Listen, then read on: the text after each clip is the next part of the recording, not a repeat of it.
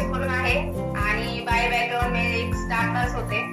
Medical field मधून मी job करत होते. पण बऱ्याच वर्षापासून माझं वेट खूप वाढलेलं होतं. वेट पण वाढलेलं होतं, शरीरात फॅट पण होता आणि पिसुरीचा प्रॉब्लेम होता. बॅक पेनचा त्रास पण मला सुरू झालेला होता.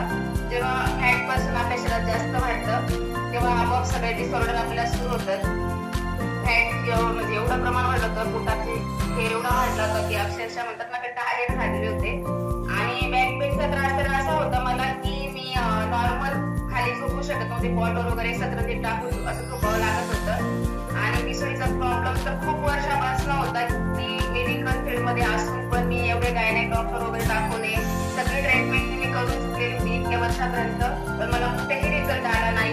आणि जेव्हा मेडिकल फील्ड मध्ये आमचे मॉर्निंग अशा शिफ्ट असतात, नाईट शिफ्ट वगैरे असतात, तर नाईट शिफ्ट मध्ये कंटिन्यू जागरण वगैरे, चहा वगैरे येतो, तर चहा पिण्याची खूप घाण सवय लागली. 12-1 वाजता रात्रीचा चहा पिणं आणि दिवसाही असं होत होतं की मला खूप चहाची आवड होती.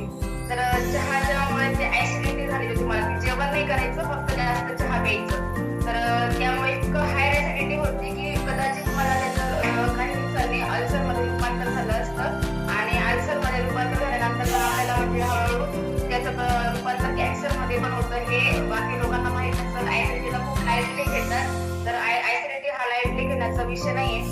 तर जेव्हा ऍसिडिटी होते आपल्या चेस्ट मध्ये जळजळ होतं वगैरे, पचन संस्था आपली बिघडलेली असते. मला सगळं माहित होतं मेडिकल फील्ड मध्ये असल्यावर, पण स्वतःला वेळ नसतो द्यायला किंवा कळतं पण ओळखत नाही किंवा चांगलं फक्त आहाराने वगैरे त्या गोष्टीचं आपल्याला एवढंच माहित असतं की पळलं पाहिजे, रनिंग केली पाहिजे, वर्कआउट केलं पाहिजे, एवढंच माहित असतं. पण आहार काय असतो, कसं न्यूट्रिशन घेतलं पाहिजे, हे सगळ्या गोष्टीचं नॉलेज नव्हतं मला. आणि त्यामुळे खूप मी त्रासलेली होती. वेट वाढल्यामुळे चिडचिडपणा खूप आला होता स्वभावामध्ये.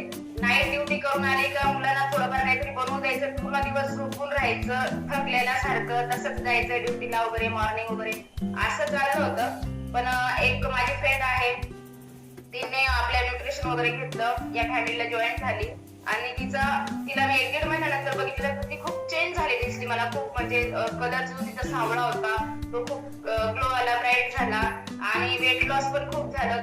तिच्याकडे बघून मला मी शॉक झाले की हे असं कसं काय एवढं चेंज झाले.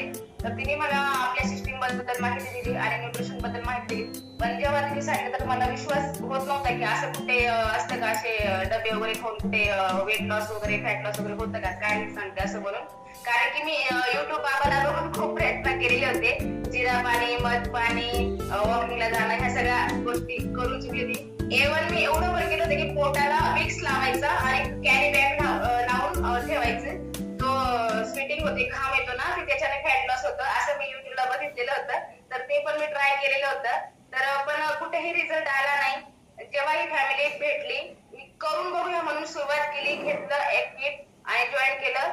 डान्स वगैरे करणारी मी एवढी हे, पण मला हा वर्कआउट एकही असं पाऊल उचलता येत नव्हता, जमतच नव्हतं. एवढं हार्ड वर्कआउट वाटत होतं मला की माझ्याने होणार नाही असं. पण मी सातत्य ठेवलं.